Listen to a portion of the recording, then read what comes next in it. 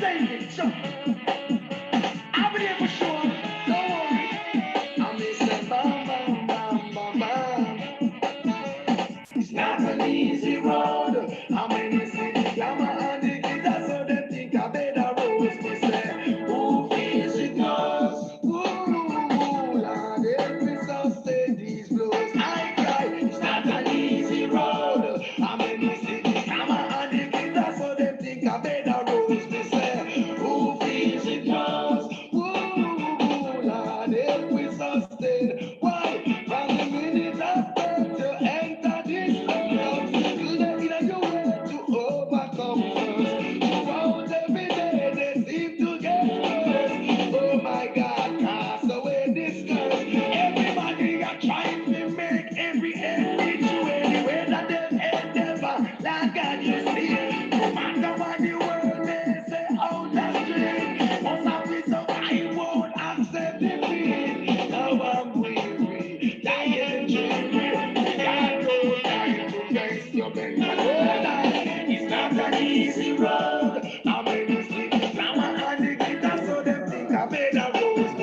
Greetings, greetings, greetings. Lord, help me We're sustain getting these set. blows. I cry, not an easy road. I made a stick, drama and the guitar, so them think I made a rose. Me say, who feels it knows? Lord, help me sustain these blows. As you jump on, if you can say hi, if you can do a thumbs up, do a heart or something, so I can recognize those are the people that are joining. That would be great.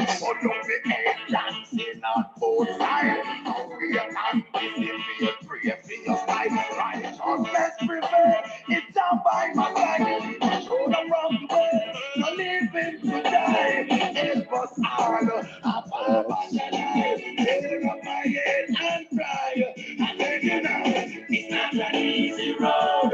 Oh no, it's not an easy So road. I didn't tell if you. the audio is coming through nice and clear, let me know.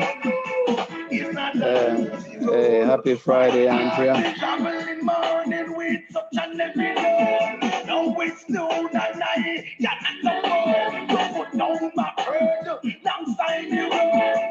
Oh, I've got to hold it. Yeah, I've got to humble myself like a child. Humble my face, I've got to put up a smile. I wake up my mind just to have more mile. Oh God, I've got to, because I know that it's not an easy Yeah, we're getting road. set. We're getting set. Hopefully, a few more people jump on before we get started. Who feels it knows? Ooh, Lord, help me sustain these blows. Not an easy road. Hey, what's up, Ryan? Good to see you, my friend. You know, we're on the Buju Bantam.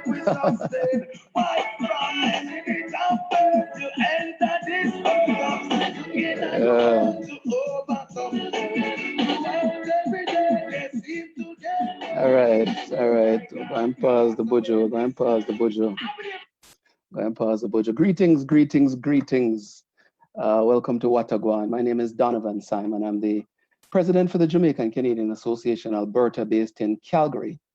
And Watagwan is our way of connecting to the community, talking about issues that affect our association, things that affect our city, things that affect our country, things that affect Jamaica, things that affect the world. In fact, the topic we're going to talk about this evening affects the world.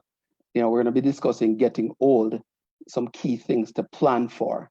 But of course, before we get into the actual discussion, we have to do some features of Watagwan, one of which is the Patois word or the Patois phrase of the day. And today I have a word. Margaret, what's up? The word that we're going to use today, the Patois word is floxy. So if you're a Jamaican or if you understand the Jamaican Patois, the word is floxy. And if we were to use it in a sentence, we would say something like, "Me nah buy them things there. Me nah buy that particular fruit because it look floxy." so so if you understand Jamaican patois, or even if you don't, you might want to give it a shot. Floxy. Rowena, what's up? Right? Floxy is the patois word of the day. Of course, we have to share some events that are coming up here in Calgary.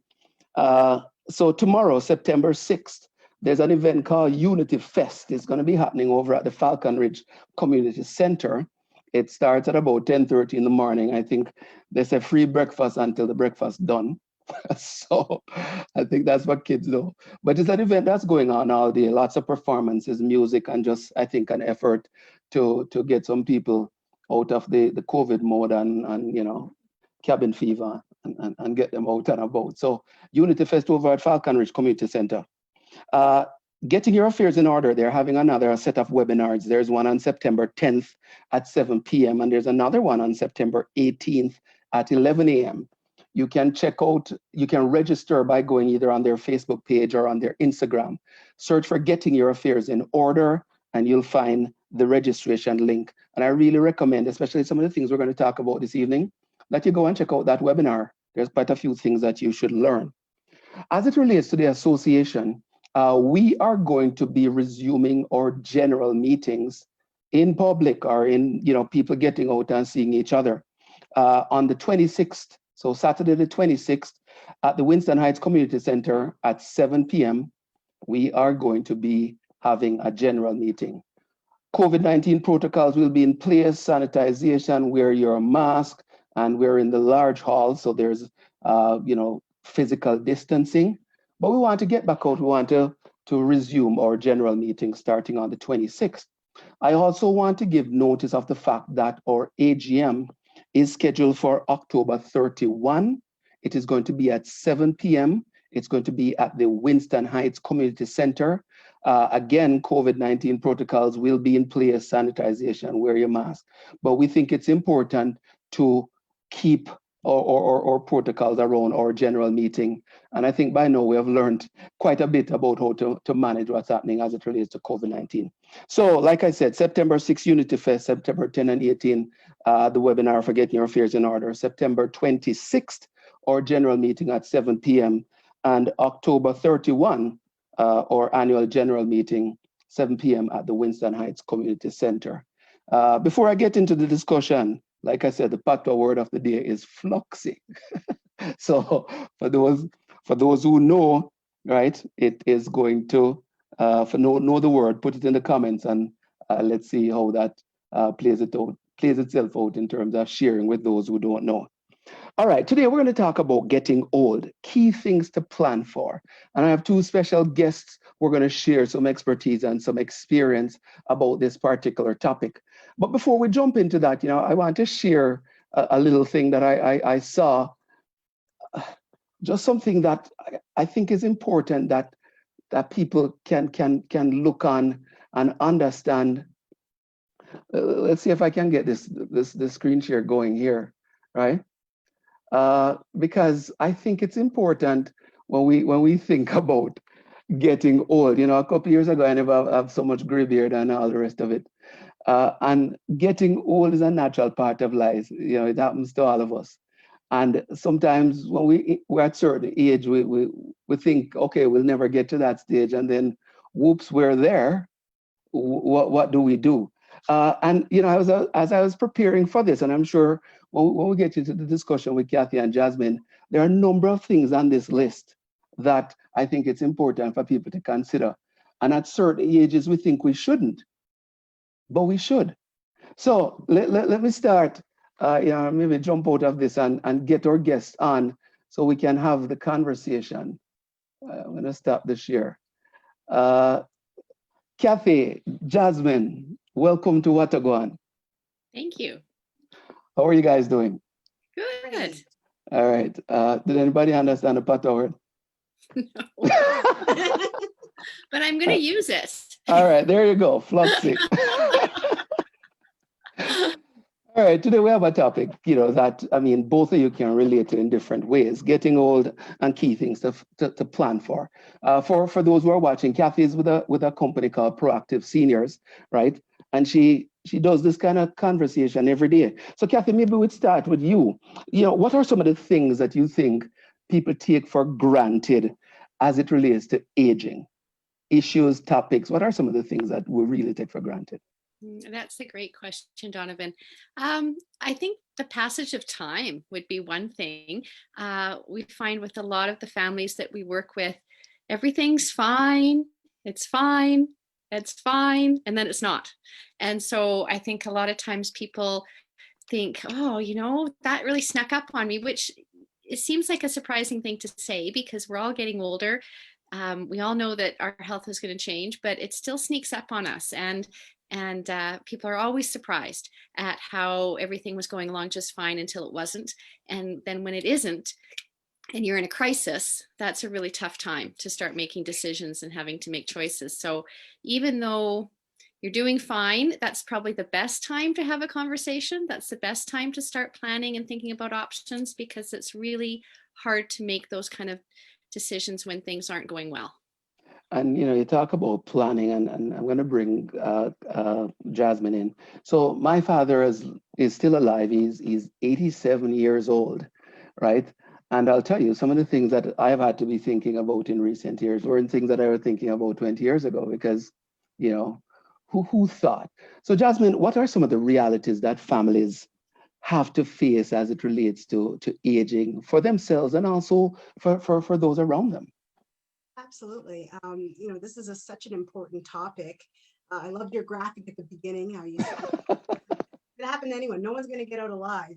And we know that mentally, but the reality of what that looks like in tasks, and I know I've had a great conversation with Kathy in the past, is that it's coming for all of us. And proactiveness is so powerful. And so, as a family, we've had conversations in jest. And, my dad always would threaten, never put me in one of those homes. And I think a lot of children hear that. And that's, that's in your mind, and that you're not going to do that. But there's so many different continuums. There's so many different stops along this journey.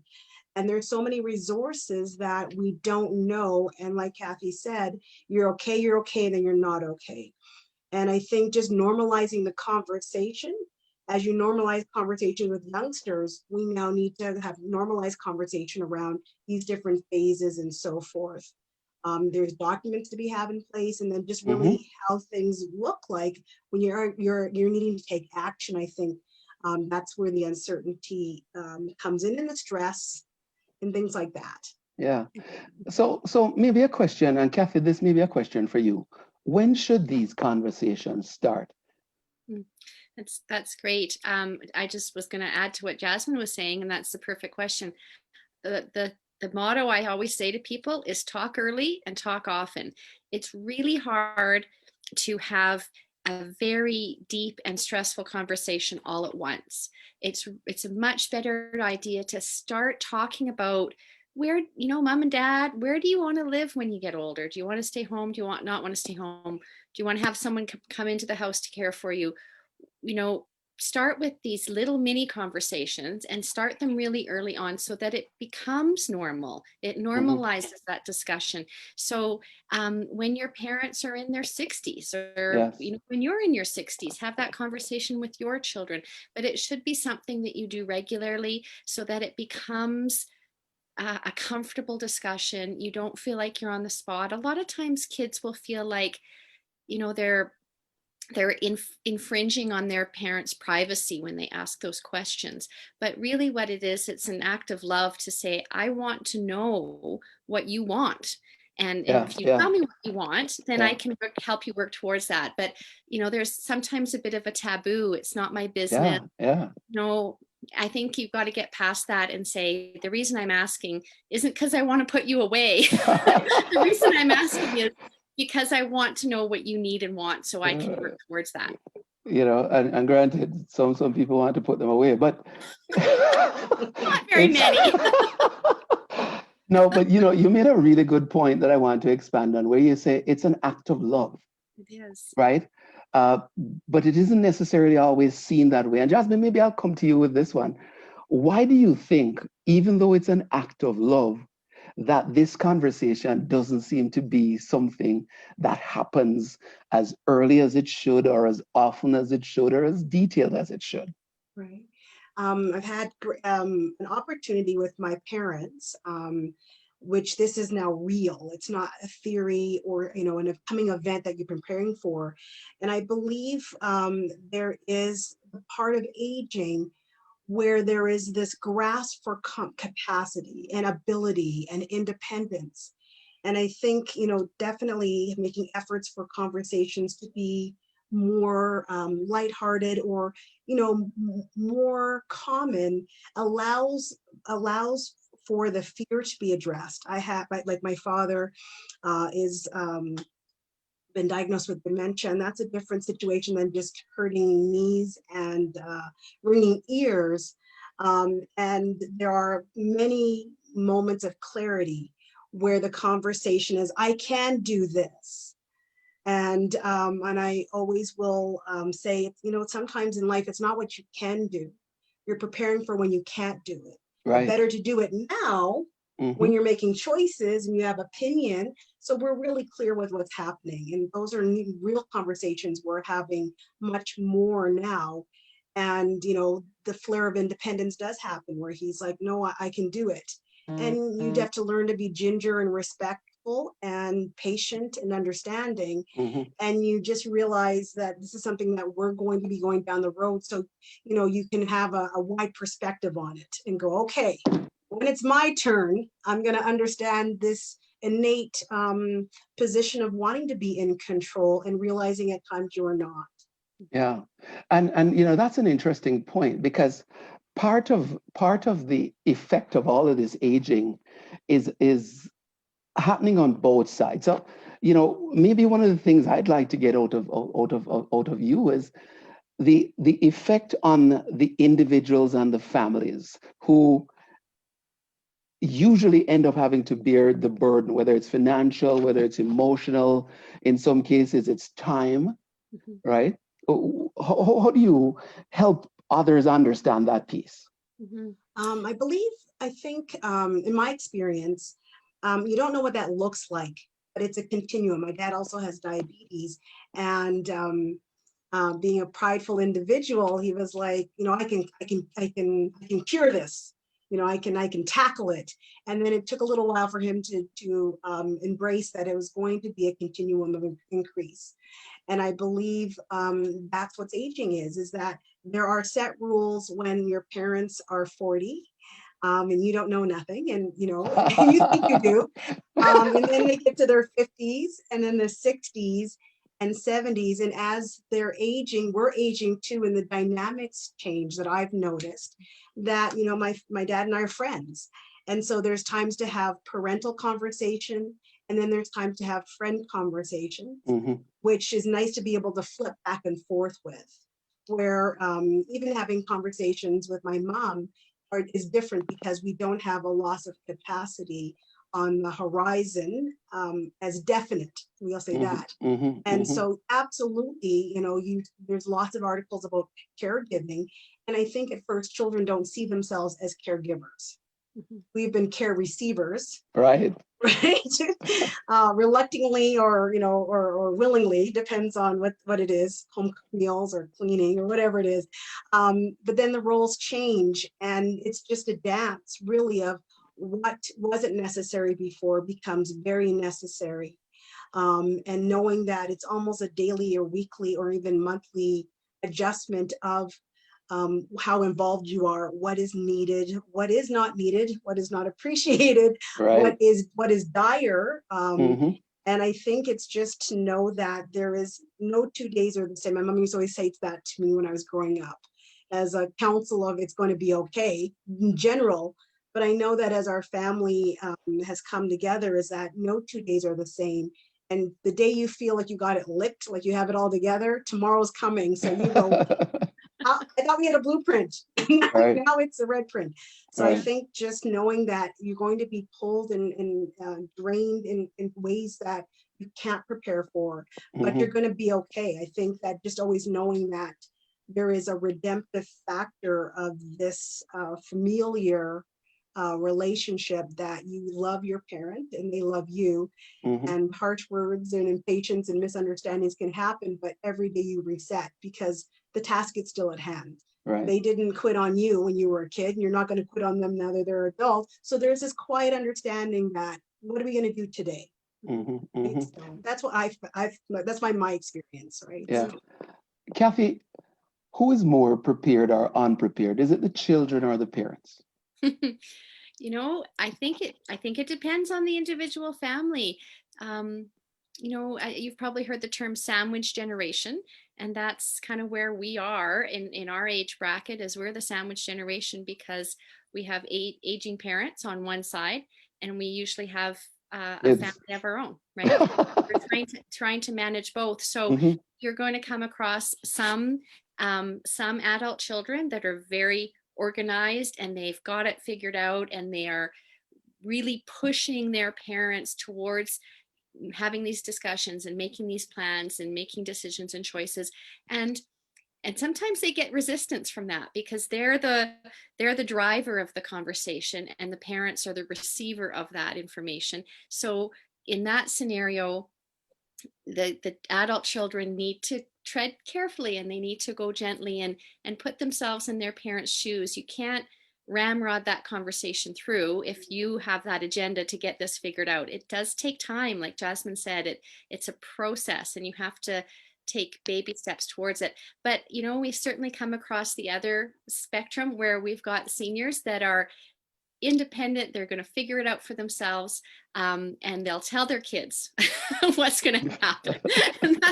and that's okay too. I think Donovan, it's hard to say who's more prepared. It depends on the family, but someone in that relationship needs to sort of take the bull by the horns a bit and start moving things forward, and start saying, what are the choices, what are the decisions that you want to make, what's available for services, and start that process. And the other party will come along if you do it respectfully and with a lot of attention to just taking time for people to adjust and understand what the points are that need to be addressed. But Yeah.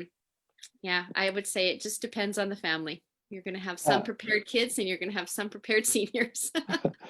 So you used an interesting word in that answer, services. Let's talk about some of the things at a detail level. You know, I put up a list of 12 things that people possibly don't think about. Let's talk about some of those things, those services that definitely should be a part of what people should be thinking about. Yeah. You know, we kind of big picture. We'd help people decide, or we want people to start to think about, and they're not mutually exclusive. But from big picture, is your goal to stay home for as long as possible, or do you think you would likely move to, downsize or move to a retirement community at some point? And one can lead into the other, but generally people need to sort of get a bit of a sense in their mind what their goal is. And a goal is just a target. It might change, circumstances change, health changes. But if you know your target, you can start to look at what are the services that can support me in that goal. And, most seniors will say they want to stay home. 80% of seniors will say that they want to stay home. And that is great. It's a very reasonable goal to have. So then you want to start understanding, well, what are the services that can support me in that goal? Because as we get older, it's unreasonable to think that you can stay home without any help until you're 105. Like, it just isn't reasonable. You're likely going to need some kind of support. And I would say the starting point for support tends to be three things. Help in the home from a housekeeping and a house maintenance perspective. Things start to get hard to do or dangerous. You don't want to get injured because you fell down the stairs trying to carry your laundry to the basement. So you need to start to wrap your mind around, it's okay to ask for help. I'll just digress there for a second. A lot of people are very focused on being independent, but you maintain independence by getting help when you need it. If you don't get any help at all, you're going to lose your independence a whole lot faster. So I try and help Right. people understand independence doesn't mean doing it alone. It means being able to make those choices and knowing when to get help. So help in the home is a big thing. Meals is a big thing. If people aren't eating well, and you know, we all get sick and tired of cooking, you know, and as you get older, you might not have much of an appetite. So you need to make sure you're eating well, whether you're getting friends and family to bring you food, whether you're going out and eating with friends, meals, you know, Meals on Wheels. There's all sorts of meal delivery services around. There's grocery delivery services, but eating properly is a big one. Transportation is a big one. A lot of Mm-hmm, times mm-hmm, seniors will mm-hmm. realize I'm not comfortable driving anymore. I shouldn't be driving anymore. And then they become very socially isolated, and that's bad for their health. So how can they get out? Can they have someone come and get them? There's lots of transportation services. And as I talk through these, Donovan, there's public services for all of this, like that are funded by the government, and then there's private services. So there's a broad spectrum of price. There's a lot out there to choose from. And I guess the fourth is the healthcare needs. You know, Right. do you need help bathing, dressing, taking your medications, Yeah. memory support? So those are the four big ones I would say Yeah. that you need to start wrapping your mind around: maintaining the house, eating, driving, and Yeah. health.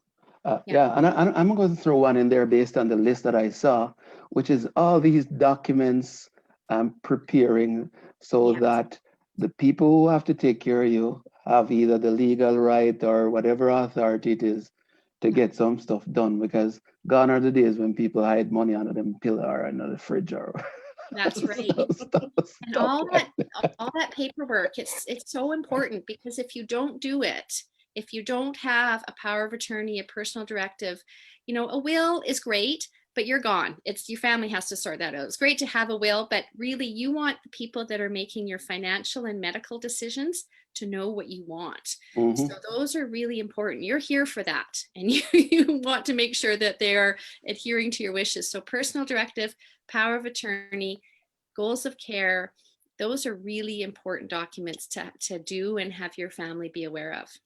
All right, one last question. So culture has some bearing on the way we operate, but clearly it doesn't stop aging because all of us get old, right?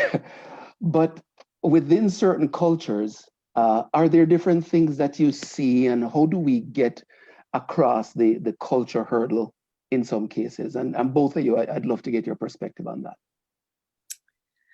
Well, I see that there are big differences between cultures and between generations, interestingly. So cultures and generations have expectations, and it can be both. It can be cultural or generational, but you know, there are lots of seniors that feel that their kids should take care of them, will have them move in with them, are expecting them to be there for them.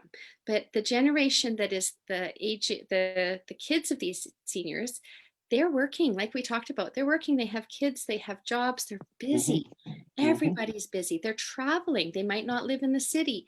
And so there is a bit of a cultural and a generational break between the seniors that are now kind of in their 80s and the kids that are in their 60s right now, or even in their 50s.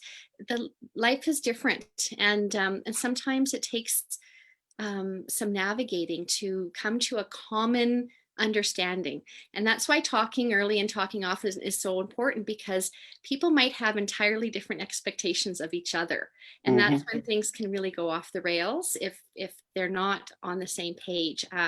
You know, I had this one couple we were working with, and the daughter was, she was putting in 20 to 30 hours a week taking care of her mom, and her mom didn't realize that. You know, she didn't realize that's the amount of time that was putting in, and was expecting more and more and more, and that was really hard on the relationship. So when we were able to have that conversation about time and family requirements, you know, that opened the door for a better level of understanding, and everybody getting along better and coming to a common agreement. So there are going to be generational and cultural differences, but I think people just need to open that door to talk about what they are, because you know, you've got to get on the same page with Yeah, your family.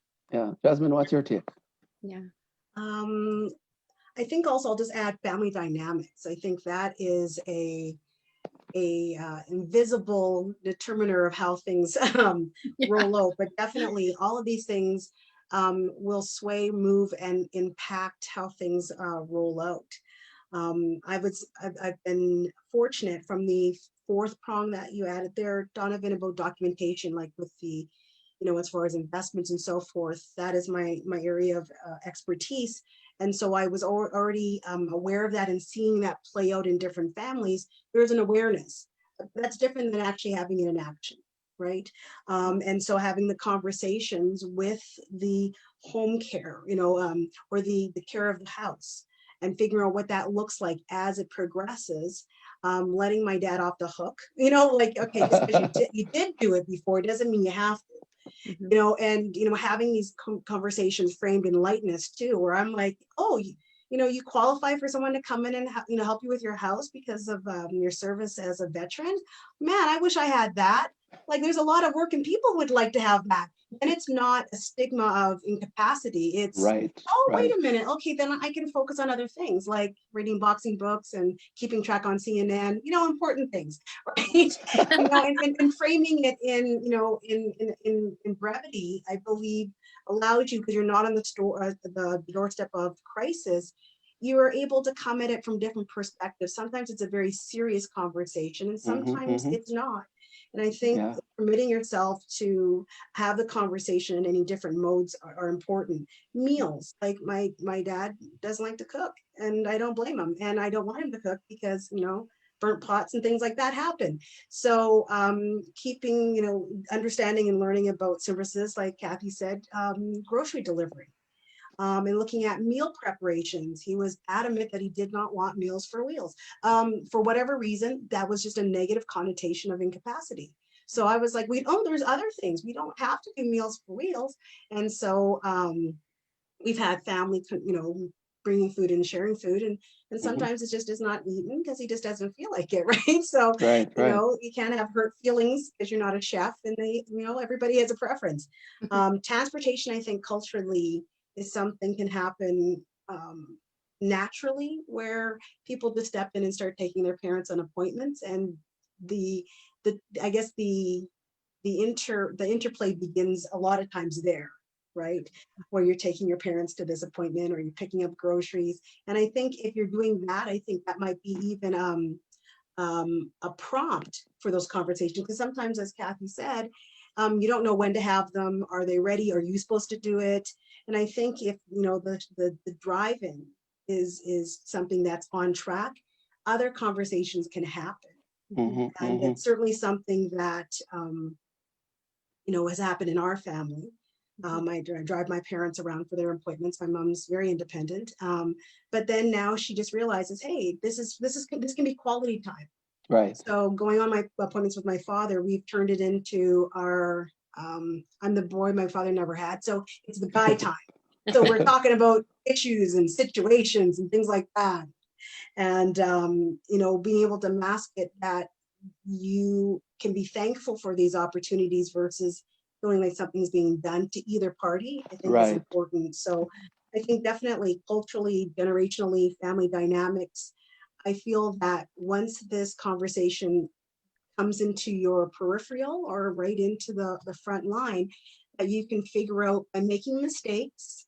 Don't have to be perfect. I learned not to be perfect. I used to fret about it much more than I do now. Mhm. And so there's lots of apologies on both people's parts, both parties' parts, I guess. Hmm, hmm. And, you know, just knowing that everyone's trying their best, and knowing that there are organizations and companies like Kathy, that is important, right? And then knowing and learning what the government has in place. You know, a lot of times people do not know the resources. They are Right, completely right. aware. So I Hmm, think, you know, having the strong, like having a perspective of curiosity is important. Let's just hmm. be curious. That was a conversation before the talk just now, where I was muted. Donovan's like, she's on her phone. And it happened to be my father. And the conversation was about a lot of things of grocery delivery today, who had not visited, who had visited.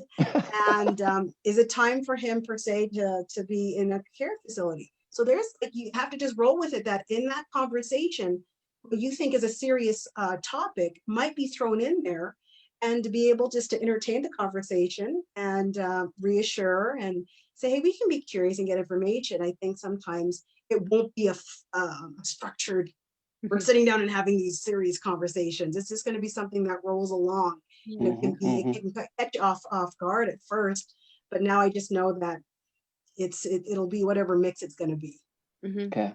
Yeah. Listen, I would this, add, may I just add, Donovan, it comes to tone too. And Jasmine, the way you've talked about this, it's just so perfect. But nobody wants to be told what to do. I always ask people to avoid telling people what to do. You want to say, that curiosity, what interests you? If you had this choice or that choice, which way would you lean?